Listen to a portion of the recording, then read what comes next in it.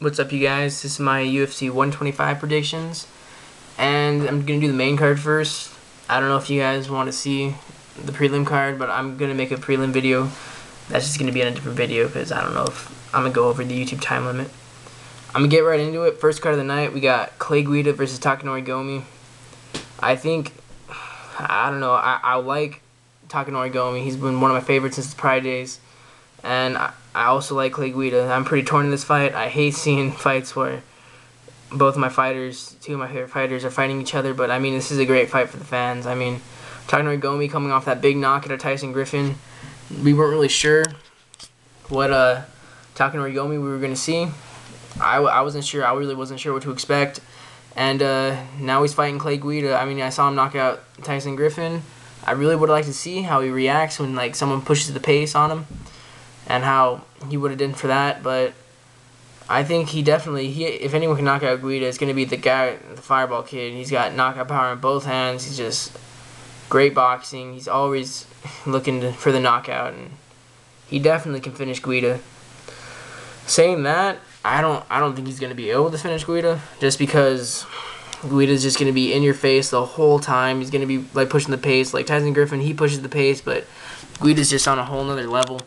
And I mean, he's just like, he's in your face the whole time. He's not going to run out of gas. I mean, not saying Tyson Griffin would run out of gas, but Clay Guida is a really tough guy, and he's a tough opponent for Takanori Gomi to be making a comeback and run at the title from like right away. So I want to say Takanori Gomi can win it, but I don't see it happening that way. What I see Clay Guida getting in his face, setting up his takedowns, and taking him down and controlling him the majority of the fight.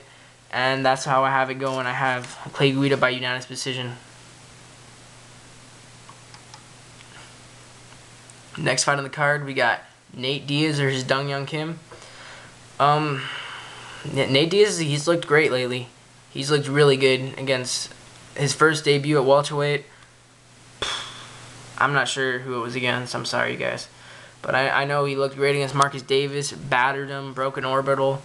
And he just looked great, finished it with a choke, and got submission tonight, UFC 118. And Dong Hyun Kim, I think his last fight was against Amir Sadal. I think he's been injured for a little while. And no, I'm not even sure if he was injured. I know something happened to him, but yeah, he reminds me of Yushin Okami in a way that he's kind of like a grinder. Before Yushin Okami started working on his striking a lot more, but he won't finish. He's not going to finish Nate Diaz. If he does win, he's going to win with the lay and pray. And Nate Diaz, he looked great lately, and I don't think... originally, I had Dong Hyun Kim winning decision, but I'm not sure. I mean, Nate Diaz, he's been motivated. He trains with top-level guys, with his brother. And I just think he definitely can beat him. He definitely can beat Dong Hyun Kim. He's looked great, and I know that peppering style that can be pretty bad for Dong Hyun Kim. And I don't know. I think I want to say that I think he's gonna take a decision. Nate Diaz by decision, just because I don't know if he can stuff the takedowns, batter him. I definitely see that happening. If it doesn't happen, Dong Hyun Kim's gonna just lay on him the whole time, and no one wants to see that. Yeah, Nate Diaz by unanimous decision. I'm saying decision like that. Your decision.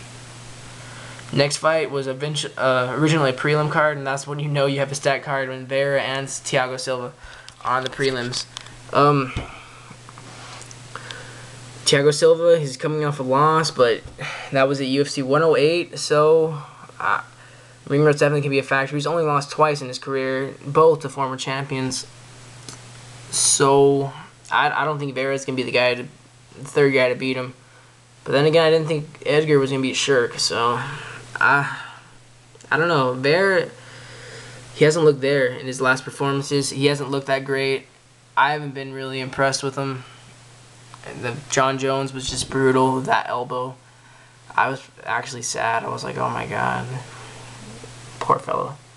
But I don't know. If Vera comes out like we used to see him, like when he was like knocking out Jake Eilers and stuff like that, he definitely can win, but I don't see that happening. I don't know if he's gonna like be able to throw the leg kicks and stuff and set him up, because I can definitely see him throwing a leg kick, Thiago Silva catching the kick, rocking Brian Rivera and just finishing him with some brutal ground and pound.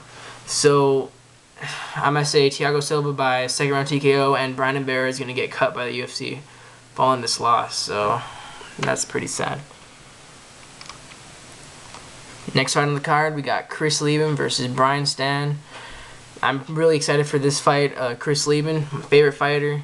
Brian Stann, former WEC champion before they did away with the division. Hasn't looked bad in the UFC. He just dropped down to middleweight, got a triangle, got a win over a tough guy, and yeah, I don't know who he beat.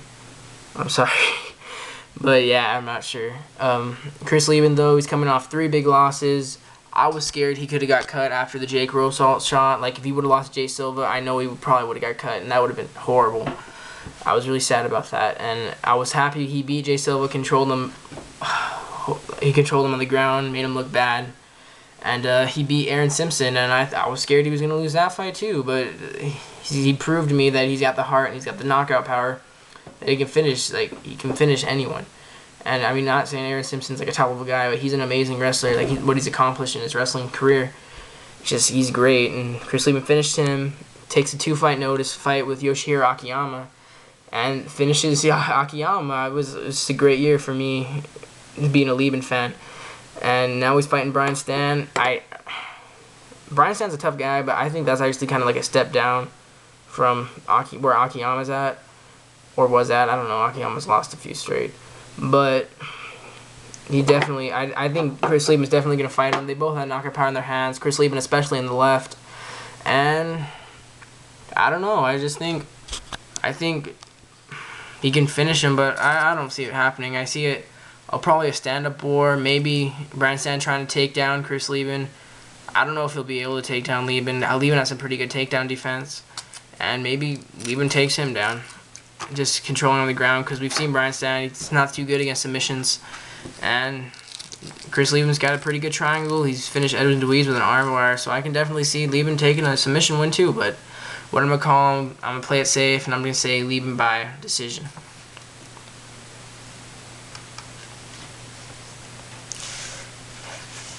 Next fight on the card, our main event of the card, we got Frankie Edgar versus Gray the Bully Maynard. They're hyping this up to be a really good fight, but we're either going to see that stick and move style of Frankie Edgar work great against Maynard, which that's not how I see it happening. I see Gray Maynard pretty much controlling him like in the 3rd round of their first meeting, since he's already beat him once, and taking home a unanimous decision and taking home the gold. I don't think Edgar, I always underestimated him, like I said with this, I think in this video, yeah. I think I said with the Shirk fight, and I don't know, maybe he'll be able to beat him. But Maynard's not like Shirk. I mean, Shirk's a great wrestler and all, but it wasn't Shirk's night. He didn't try to take him down. BJ Penn took Edgar down once, but he got straight back up. But it's just a bad matchup for Frankie Edgar. I mean, the bigger, stronger wrestler, especially, he's already beat him once. He knows what he did. He knows how he beat Edgar, and I don't think Edgar's gonna be able to go in and just do his thing against Maynard. I think Maynard's going to take that gold. I think he's going to control him the whole fight, or the majority of the fight. He's going to control him, and then I see him taking home the gold and fighting Anthony Pettis. I don't know. Edgar can win. He says he's motivated, but he's not going to take Maynard down. He's not going to be able to. I don't think he's going to be able to stop Maynard's takedowns. Maybe a few of them. Like, Maynard's going to have to work for the takedowns, but I don't know. I think because he's such a small guy, he doesn't really cut to get to 155 like most lightweights, and I think he'll be able to control him the fight. I like Edgar. I like Edgar, but I don't know.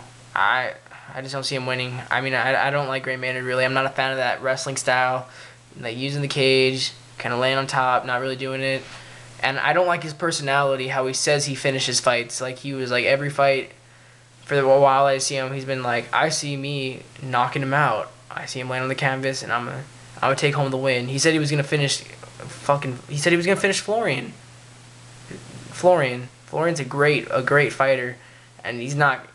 That's when I just was like, I don't like this guy, because no, he finished like one guy. I think he has the 2nd fastest knockout in UFC. in one of his fights, but I don't know. I'm not impressed with his performances. Alright, you guys, I'm gonna make a prelim card, and thanks for watching.